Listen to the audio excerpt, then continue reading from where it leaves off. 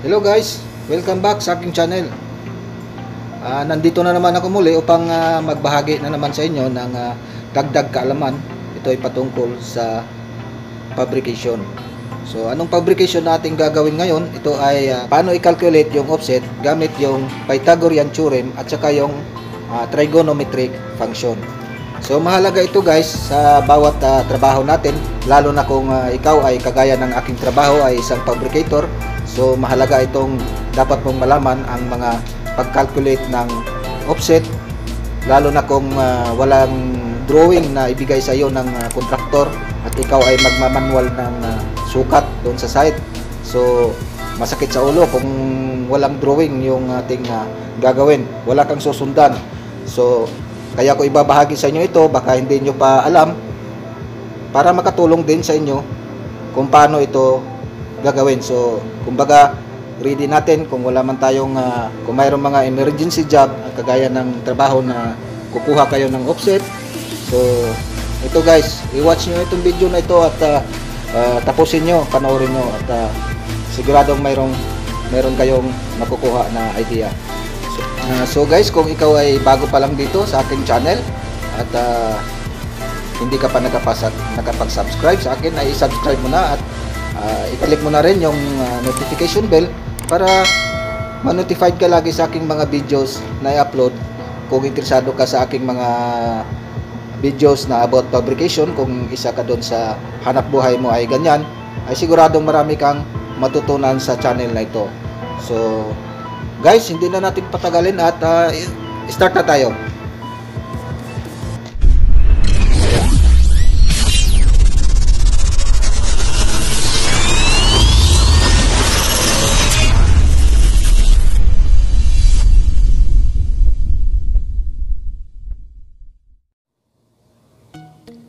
So ito ang example natin ngayon mga boss. Yan. Yan. How to calculate offset using Pythagorean theorem and trigonometric function. So yan. So kung maka-encounter kayo ng ganito mga boss na project na walang drawing na binigay yung contractor, as in emergency siya. Emergency, kailangan na magawa siya agad. So kailangan mong pumunta ng site para i-manual yung measurement, kuhanin mo yung measurement nitong yung gagawin. So example, hindi siya 45. Kung 45, madali lang siyang gawin. Yan. Kung kunyari pagsukat mo dito is 500, yung sample natin is 500 ang kanyang rise, at saka dito naman ay 500 din. So napakadali lang niyang kalkulahin. Naituro ko na sa inyo yung kung paano mag-calculate ng 45 offset. Yan, pakita ko dyan sa taas, yan sa card na yan. Pindutin nyo lang yan kung gusto nyong tingnan. So halimbawa nagsukat kayo doon, 500 yung rise, tapos yung run niya is 1000. So hindi 45 yan. So kung hindi mo alam ang pag-calculate niyan, so mangangamuti ka dyan. Kailangan meron kang knowledge sa pagkuha ng calculation para makuha mo yung dito, yung kanyang sukat dyan, center to center ng ating elbow. Yan yung tinatawag natin na hypotenuse, at saka yung kanyang degree, elbow degree na ating gagamitin. So yan, magagamit natin yan sa dalawang paraan, yung ating Pythagorean theorem at saka yung ating trigonometric function. So ano ba yung Pythagorean theorem? Ito yung Pythagoras na saglitan ko ng turo doon sa aking isang video. Iwan ko lang kung anong video yon, tingnan nyo lang. So ito yung Pythagoras. So atin naman itong ginagamit noon nung nag-aaral pa tayo. So a squared plus b squared equals c squared. So magagamit natin ito kung alam natin yung dalawang side ng angle, makukuha natin dito. So itong Pythagoras theorem, hindi rin natin magagamit ito kung kukuha tayo ng angle. So ang kailangan natin ay ang trigonometric function, yung tinatawag na SOHCAHTOA. Kung na-remember nyo yan, ay atin din yang napag-aralan noon. So ituturo ko sa inyo. So hindi man siya full na ituturo ko sa inyo, kasi gumawa pa ako ng video ng full na video nito kung paano siya gumagana. Yan. Ito pala ay gumagana lang sa right angle lang. So hindi siya gumagana sa unknown angles. So right angles lang talaga siya. Kaya nito, yan, itong side na ito is ito yung 90 degree natin. So ito yung opposite niya. Ito yung tinatawag na hypotenuse. So magagamit natin yang trigonometric function. So ngayon, kukwentahin natin itong sukat dito, kung paano siya kukuhanin gamit ang ating Pythagoras theorem, itong a squared plus b squared equals c squared. So halimbawa ito ay a, yan, ito naman ang b natin, yan, at ito naman ang ating hinahanap, yung answer niya, ang c. So ang ating a is 500, yan, 500 squared plus ang ating b is 1000 squared, yan, equals c squared. Ito yung ating c. Kunin natin. So i-calculate muna natin yan kung ano ang answer niyan. So 500 times 500. So i-calculate natin. So i-type lang natin yung 500 squared. Yan, 500 squared. Kung may symbol kayo dyan na x squared, yung 2 sa taas, yan yung squared. So i-plus nyo sa ating b, yung ating 1000, squared nyo rin. Yan. So yan ang answer niya, 1,250,000. So i-square root pa natin yan. So para makuha natin yung kabuuan na measurement niya sa hypotenuse, yung ating 1,250,000, i-square root natin. Yan, square root sa ating 1,250,000. Yan.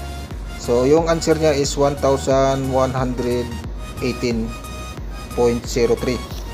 So yan na yung answer natin sa ating hypotenuse. So yan na siya mga boss. Itong 1,250,000, i-square root muna pa natin yan para makuha natin yung buong answer. So yung answer natin kanina, ang c squared, ang itong letter c is equal to 1,118.3. So ito yung ating hypotenuse. So 1,18.3. So yan na yung answer natin. So ang kukuhanin naman natin ay yung ating degree. Yan, kukuha naman tayo ng degree dyan kung ano ang ating gagamitin, elbow. So gagamit tayo ng trigonometric function. So ito yung explain ko muna sa inyo saglit. So ito yung mga palatandaan, ito yung kadalasan na ginagamit. So SOHCAHTOA. So ang ito yung sine. Yan, sine theta, opposite over hypotenuse. Yan yung so yung cos naman, yung cosine theta, ito yung adjacent over hypotenuse. So ito yun. So ang tan theta, opposite over adjacent. So yan ang gagamitin natin na function, depende sa ating kung paano natin ito kalkulahin. So halimbawa kukuhanin natin itong degree dito. Yan, kukuha tayo ng degree dyan. So kahit pili ka lang dyan kung anong mga side yung kukuhanin mo. Basta ito yung kukuhanin natin. So ito yung opposite ng degree dito. So ito yung opposite. Yan. Pagkuhanin natin naman dito yung degree dito, so ito yung opposite dito. Yan. So dito naman, ito yung adjacent. Yan. Adjacent. So ito yung isosolve natin ngayon. So yung opposite niya, ito naman yung adjacent. So anong function ng trigonometry ang ating gagamitin dyan? So opposite at saka yung adjacent. So gagamit tayo ng tan theta opposite over adjacent. Okay? So isolve natin. Yan. So gagamit tayo ng tan function. Ito yung ating tan theta. So ano yung ating opposite? So yung opposite natin is 1,000. So yun 1,000. Ayan. So ang atin namang adjacent is 500. So lagi nyo lang tatandaan guys, itong palatandaan na ito, SOHCAHTOA. Kung so naman ay sine opposite over hypotenuse. Kung ka naman, cosine adjacent over hypotenuse. Yan. So kung tan naman, kung TOA naman, so tan opposite over adjacent. So aralin nyo lang ito guys, mas madali itong maintindihan. So kung hindi nyo pa masyadong na-gets, huwag mag-alala at aking itong gagawan din ng video ng Tagalog version para mabilis na maintindihan ng ating mga kababayan. So ito guys, itong over 500, ito yung ating adjacent, no? So tatandaan nyo guys, kukuha tayo ng degree. So ganyan na yung setup niya. Ginamit natin yung tan function. So i-calculate natin kung paano. So i-calculate natin guys yung ating TOA function, yung tan 1,000, yung ating opposite. I-divide natin sa 500, yung ating adjacent. So 1,000. So i-divide natin sa 500. So ang answer is 2. Para makuha niyo ang ating degree, kailangan naka-inverse sign siya. Yung lumabas na tan negative 1 sa taas. Yan na yung inverse sign. So kailangan maka-inverse sign siya. So ganyan yung tan. So ganyan yung ano niya, tan negative 1. So ganyan na yung ano niya, yung yung sign niya para makuha natin yung degree. So 2. Yan. So answer equals, ito yung answer niya, 63.43. Yan, para makuha nyo ang kuan, kailangan naka-tan inverse sign siya, inverse sign. Yan. So ang answer ng degree niya is 63.43. So nakuha na natin yung answer dito, di ba? Yung ating 1,000 divide 500. So 2. Yan. 2 ang answer. Tapos para makuha natin yung degree, kailangan natin i-inverse sign siya. Ang lalabas ng ganyan. Yan.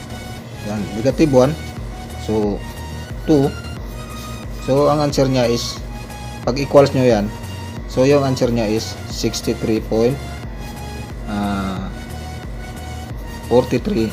degree. So yan na yung ating answer dito, 63.43 degree. Yan. So degree yan. So guys, dahil ito ay 90, so dito sa bandang baba magiging ano to, sa 26 something. Ayan, 26 degree na lang ito. So calculate natin yung i-minus natin yung 90 sa 63. Kukuhanin natin yung degree ng elbow na ating kukuhanin. So ito ay 63.43. So di ba dito lang yan yung ano natin, yung degree natin. So itong banda na ito dito is 90 yan. So i-plus natin yung 63.43 sa 90. So i-plus natin. So 90 is 63.43. Magiging 00 yan. 3, 4,